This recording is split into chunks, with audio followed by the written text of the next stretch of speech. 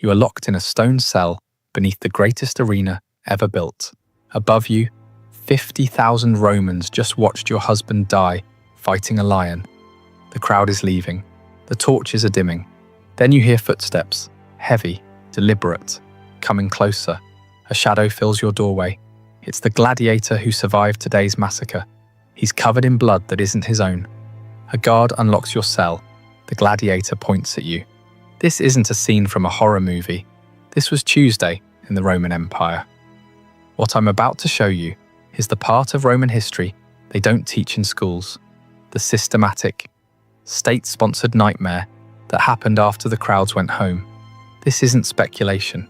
It's documented by Roman writers themselves, and the evidence is literally carved into the walls beneath the Colosseum. If you stay until the end, you'll never look at ancient Rome the same way again. Hollywood has been lying to you about gladiators for decades. Gladiator, Spartacus. These films show you the blood and the combat, the honor and rebellion. What they don't show you is what happened in the hours after the games ended, when the public spectacle transformed into something far more sinister. I'm talking about a system so disturbing that modern historians created a new Latin term to describe it: Victoria Carnalis, the carnal victory. Now, the Romans themselves never called it that, because to them it wasn't even remarkable enough to need a special name. It was just normal. Here's what we know for certain. Roman writers like Martial, Juvenal, and Seneca documented a world where conquered women were warehoused beneath arenas and distributed as prizes. Not metaphorically, literally handed out like rations to gladiators who performed well. The Roman state, the government itself, operated this system with the same bureaucratic efficiency they used to build aqueducts and roads. Think about that. The same civilization that gave us concrete and representative government also perfected the industrialization of sexual violence. Before we go deeper, I need you to do something. Look at the like button right now. If you believe hidden history deserves to be exposed, even when it's uncomfortable, hit that button and drop a comment telling me where in the world you're watching from, because this story isn't just about Rome. It's about what empires do when no one's looking. Now, let's descend into the Hypogeum. To understand what happened in those underground chambers, you have to first understand how Rome turned human beings into inventory. This wasn't random cruelty. This was systematic dehumanization on an industrial scale, and it started the moment Roman legions conquered new territory. When Rome crushed a rebellion in Gaul or annihilated a city in Judea, they didn't just win a battle. They processed an entire population. It was like a factory assembly line for human suffering, men of military age, sent to die in mines or arenas, children, sold to slave markets across the empire, women, designated as captiva, war prizes belonging to the state. Here's where it gets truly chilling. Under Roman law, these people weren't legally human anymore. They were classified as resque, things, property, the same legal category as furniture or livestock. A conquered woman had no more rights than a chair. You could do anything to her, and it wasn't even technically a crime, because you can't commit a crime against an object. But Rome didn't just dehumanize people through law, they dehumanized them through spectacle. The games weren't just entertainment, they were political theatre designed to psychologically dominate both the conquered and Rome's own citizens. When you watched a captured Germanic chieftain fight a lion, you weren't just seeing a man die, you were watching Rome demonstrate what happens to anyone who defies the empire. And during the midday lull, when the elite left for lunch, that's when things got truly sadistic. Historians call these fatal charades mythological reenactments, where condemned prisoners were forced to act out famous myths, except the deaths were real. The poet Martial, writing in the 1st century AD, describes these scenes with disturbing casualness, like he's reviewing a restaurant. He writes about a prisoner dressed as Orpheus, the legendary musician who could charm any creature with his song. They led him into the arena with a lyre, released a bear. Martial notes, almost disappointed, that this time the music didn't work, as the bear mauled the man to death while 50,000 people ate honeyed dates. In another passage, and I'm warning you, this is deeply disturbing, Martial describes a woman forced to reenact the myth of Pasiphae, who mated with a sacred bull. For this prisoner, it meant being publicly assaulted by an animal in front of thousands of spectators until she died from her injuries. Read that again. The Roman state designed a system where human beings were raped to death by animals as lunchtime entertainment. This wasn't the sick fantasy of one mad emperor. This was decades of standard operating procedure. Senators brought their children to watch. The events were advertised on walls throughout the city. Vendors sold snacks. Martial himself notes that, whatever myth tells us, the arena makes real. But here's the thing that should terrify you. He's writing this as a compliment. He's praising the efficiency of the system. This was the environment, this industrialized bureaucratic machinery of cruelty that also processed conquered women into the reward system for gladiators. Now, let's talk about the men who received these rewards. Gladiators existed in a bizarre contradiction that Rome never fully resolved. They were simultaneously the lowest and highest members of society, slaves with less legal status than a dog, but celebrities whose faces appeared on mosaics and whose names were graffitied on walls by adoring fans. Women of the aristocracy were obsessed with them. Ancient graffiti from Pompeii calls one gladiator the sigh of the girls and another the glory of the ladies. There are documented cases of noblewomen sneaking into gladiator barracks, paying off guards for private encounters. The gladiator Sergius apparently had affairs with multiple married patrician women, causing enormous scandals. Even stranger, their bodily fluids were commodified. Gladiator sweat was collected after fights, mixed with olive oil, and sold as an aphrodisiac and beauty treatment. Think about that level of celebrity worship. These are enslaved men whose perspiration is being bottled and marketed to the upper classes. But Rome lived in constant terror of these men.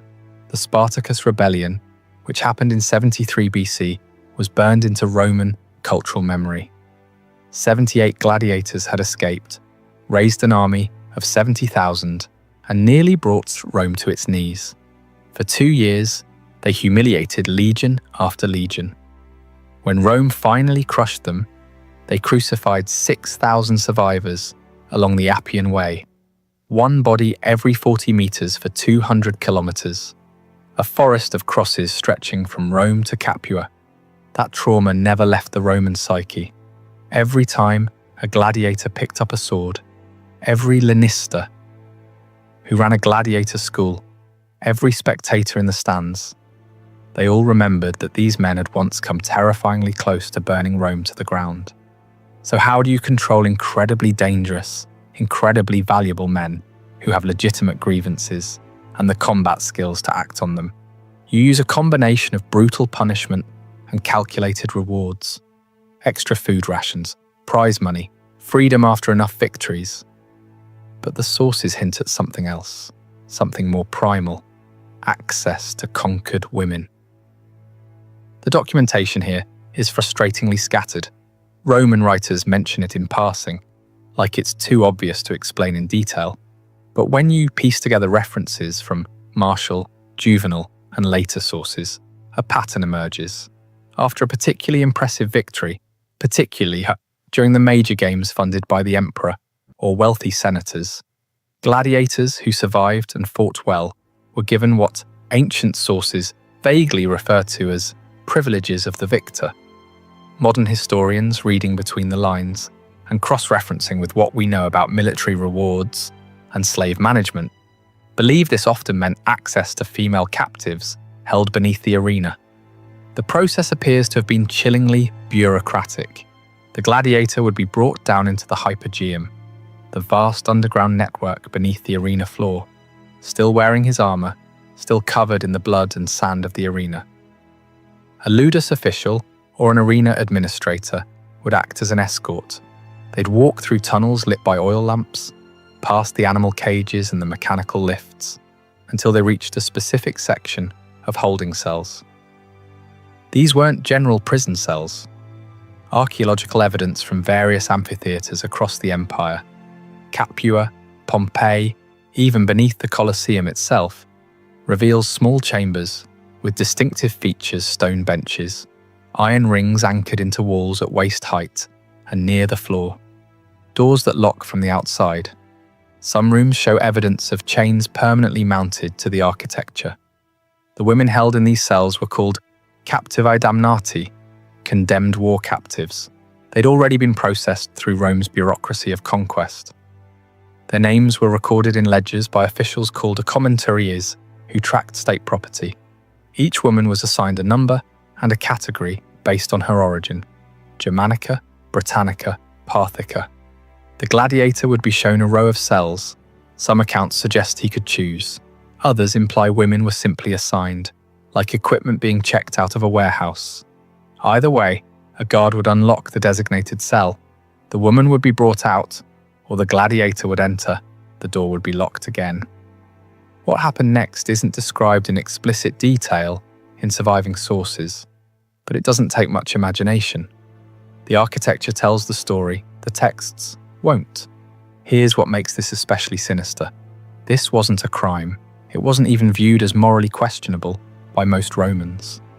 This was part of the operational budget of the games. The logistics of Victoria Carnalis were handled by the same administrators who scheduled animal fights and maintained arena equipment. From the state's perspective, this system solved multiple problems elegantly. It rewarded loyal gladiators cheaply. Conquered women cost the state nothing, as they were already classified as spoils of war. It reinforced the gladiator's sense of power and privilege without actually giving him any real freedom or authority. And it sent a message to both the gladiator and the conquered people. This is what Roman dominance means. Your victory in the arena earns you the same right the emperor has: absolute power over the conquered. One Roman writer, whose name is lost, but whose work is quoted by later historians, put it bluntly: the victor claims his prize in the same manner the empire claims its provinces, by right of conquest. Let's talk about the physical spaces where this happened, because the archaeology is damning. When archaeologists first excavated beneath the Colosseum in the 19th century, they were primarily interested in the impressive engineering, the elevator systems that lifted animals to arena level, the complex tunnels for moving personnel and equipment. But as excavations continued, they found something they didn't expect: specialized chambers that served no obvious logistical purpose. These rooms are small, typically 10 to 15 square meters. They're located in a separate section of the hypogeum, away from animal cages and gladiator-ready rooms. Their distinctive features are what make modern archaeologists uncomfortable. Stone benches line the walls, but unlike benches in other chambers, these are built at a specific height. Iron rings are anchored into the walls at multiple heights, some at floor level, some at waist height, some higher. The doors are heavy wood reinforced with iron, and they lock from the outside. The walls in several chambers show evidence of scratching, desperate fingernails trying to dig through solid stone. The Roman historian Cassius Dio, writing in the 3rd century AD, mentions that beneath major amphitheatres were chambers for those awaiting their use. The phrasing is deliberately vague, but in context he's discussing the logistics of the games, specifically the management of human resources. But the most disturbing evidence comes from graffiti. In the hypogeum beneath the amphitheatre in Capua, the same city where Spartacus launched his rebellion, archaeologists found scratch marks on cell walls. Some are in Latin, others in languages from across the empire. Most are fragmentary, but a few are legible. One, written in crude Latin by someone clearly not a native speaker, translates roughly to, "I was Aemilia of the Brigantes. I saw my children killed, now I am nothing." Another, in what appears to be Celtic, has been translated as, "To any god who listens, let me die before tomorrow." These aren't the voices history typically preserves. Roman chronicles name emperors and generals, track military victories and architectural achievements. They don't record the names of conquered women catalogued as property, but the stones remember. The architecture itself tells us something crucial. This system was designed for efficiency and repetition. These weren't improvised assault locations. They were purpose-built, maintained facilities with specific design features meant to facilitate what happened inside them. Compare this to how Rome handled other aspects of gladiatorial management, and the pattern becomes clear. Gladiator barracks, animal facilities, weapons storage, every element of the arena infrastructure was carefully planned and standardized across the empire. The captive chambers fit the same pattern. This was state-sponsored infrastructure for systematic abuse. Some historians argue we shouldn't read too much into these chambers, that they could have been used for various purposes, that we're projecting modern concerns onto ambiguous evidence. But when you combine the architecture with the literary references, the pattern of Roman military culture, and basic logic about how the system functioned, the picture becomes painfully clear. Now we have to confront the hardest part of this story, what this actually meant for the women trapped in this system. History is almost completely silent on their individual experiences. We don't have diaries, we don't have testimony. What we have are ledgers that list them as numbers and property inventories that describe them like livestock, female Germanic, approximately 20 years, good health, assigned to Colosseum holding. But we can reconstruct the nightmare from what we know about the conquest process. These women weren't random prisoners. They came from specific contexts of absolute trauma. When Rome conquered a region that resisted, say during the Dacian Wars or the suppression of the Britannic revolt led by Boudicca, the aftermath was methodical Roman military procedure dictated that after the final battle, the civilian population would be processed. Men of fighting age were killed or enslaved for hard labor. Children under a certain age were separated and sold to slave markets in the East, where they'd never see their homeland or families again. Women of childbearing age were designated as captivae and transported in chains to holding facilities. For a woman in this situation, the journey to the arena was already a descent through multiple circles of hell. You'd watched your village burn. You'd seen your children torn from your arms, screaming. You'd been chained to dozens of other women and marched hundreds of miles to Rome. You'd been stripped, examined like livestock, assigned a number, and locked in a cell beneath the greatest monument to the civilization that destroyed everything you knew. The waiting was its own form of torture. You could hear everything. The roar of the crowd above, as people you might have known were executed in creative ways for entertainment. The screams of animals being slaughtered. The cheers when a gladiator delivered a particularly skillful killing blow. And you knew you'd never leave. There was no ransom system, no prisoner exchange. Rome didn't negotiate with the conquered. Your people back home, if they even survived, would never know what happened to you. You'd simply disappear into the machinery of empire. Then came the footsteps. The cell door opening, the choice being made, the door closing and locking again, with you on the wrong side of it with a man who'd just spent the afternoon killing people for entertainment. Roman law provided no protection. You couldn't appeal to magistrates because legally you weren't a person. You couldn't even commit suicide, one of the few escapes Roman culture sometimes viewed with respect, because if you somehow managed it, you'd be depriving the state of its property, and your body would still be used, just differently. This was psychological warfare on a civilizational scale. The humiliation of conquered women wasn't a side effect of Roman military policy. It was a deliberate strategy. The goal was to break the spirit of resistance so thoroughly that future generations wouldn't even dare to think about defying Rome. Ancient sources make this explicit. After crushing the Jewish revolt in 70 AD, the historian Josephus records that Romans deliberately took Jewish women to be distributed among the legions and the games, specifically to demonstrate to survivors that not only had they lost their sovereignty, but they'd lost any ability to protect their families. The message was clear: resist Rome, and this is what happens to your daughters. But occasionally, this system broke in unexpected ways. For all its industrialized cruelty, Rome was obsessed with maintaining certain fictions about itself. The empire saw itself as bringing civilization and order to the barbarian world. This self-image required that some horrors remain hidden, which brings us to an event that forced the system into uncomfortable visibility: female gladiators. On extremely rare occasions, women fought in the arena itself. Ancient sources are conflicted about who these women were. Some were clearly slaves forced to fight, but others appear to have been noble women who, in a culture that gave women almost no agency, saw the arena as a perverse form of power and celebrity. The very existence of gladiatrices scandalized Rome's elite. The satirist Juvenal wrote with dripping contempt about aristocratic women who trained with gladiator weapons, writing, "What sense of shame can be found in a woman who wears a helmet?" In 200 AD, Emperor Septimius Severus attended games in Antioch that featured female fighters. According to the historian Cassius Dio, who was present, something unexpected happened. The Greek audience reacted with shock and discomfort, treating the fights with the solemnity they'd give male gladiators.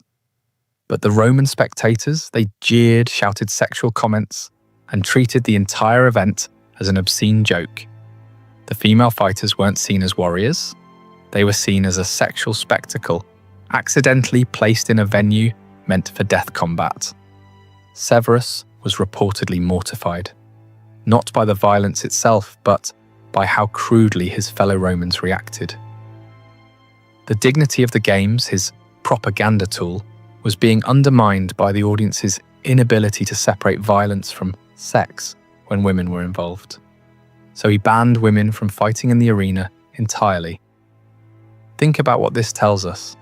The problem wasn't protecting women from violence. Female captivae were still being held in chambers beneath this very arena.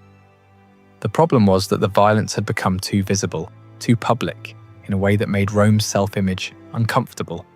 The emperor was fine with the abuse. He just wanted it to happen in the shadows where it belonged. The abuse didn't stop after Severus's ban. It just returned to the darkness of the Hypogeum, where it had always primarily operated anyway. Here's what should truly disturb you. This system didn't end with some moral awakening. The games continued for centuries.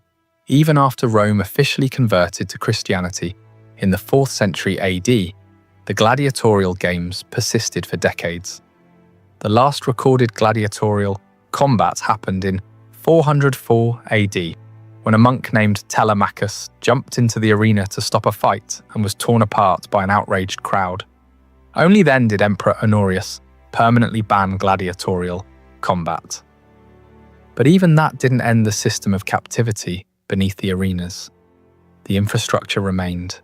The practice of taking war captives remained standard military procedure throughout the Byzantine period. The system eventually faded, not because of moral progress, but because the Roman Empire itself collapsed.